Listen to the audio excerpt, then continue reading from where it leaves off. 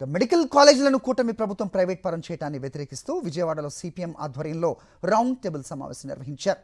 ప్రభుత్వ ఆధీనంలో నడవాల్సిన సంస్థలను ప్రైవేట్ వ్యక్తులకు కట్టబెట్టడం వల్ల పేద బడుగు బలహీనాలకు తీవ్ర అన్యాయం జరుగుతోందని ఆవేదన వ్యక్తం చేశారు సిపిఎం నేతలు. పీపీపీ విధానాన్ని వెంటనే ఉపసంహరించుకోవాలని డిమాండ్ చేశారు. మెడికల్ కాలేజీలను ప్రభుత్వ ఆధీనంలోనే కొనసాగించకపోతే తీవ్ర పరిణామాలు తప్పవని హెచ్చరించారు. ఈరోజు గవర్నమెంట్ కోటా కింద కౌన్సిలింగ్ చేసిన తర్వాత మన రాష్ట్రంలో 15,000 ఇప్పుడు ఉంది ఫీజు. అంటే 5 సంవత్సరాలకి 5-15 75,000 అవుతుంది. మొత్తం మెడిసిన్ పూర్తి లోపల ట్యూషన్ ఫీజు 75,000 అవుతుంది కౌన్సిలింగ్ వచ్చిన వాళ్ళకి. ఈరోజు పీపీపీ కింద గవర్నమెంట్ కోటాలో 20 నుంచి 40 లక్షలు వసూలు చేస్తున్నారు. నేను అడుగుతున్నాను, ఎవరైనా సరే తెలుగుదేశం వాళ్ళు బహిరంగ విచారణ కూడా సిద్ధం కాండి.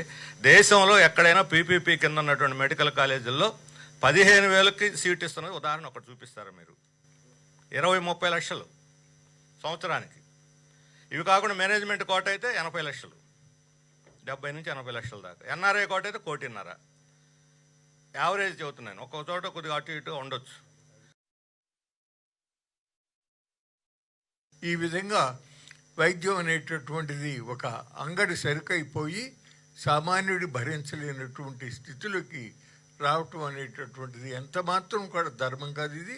దీన్ని తప్పనిసరిగా మనం అందరం కూడా వ్యతిరేకించాలి. తప్పనిసరిగా రాష్ట్ర ప్రభుత్వం కూడా, చంద్రబాబు నాయుడు గారు కూడా పునరాలోచించి ఆ నిర్ణయాన్ని ఉపసంహరించుకొని ఇప్పుడు నిర్మాణంలో ఉన్నటువంటి వాటిని అన్నింటినీ కూడా రాష్ట్ర ప్రభుత్వమే పూర్తి చేసి కంప్లీట్గా ప్రభుత్వమే ప్రజలకి ఎక్కువ ఫీజులు భారం లేకుండా చేస్తారా?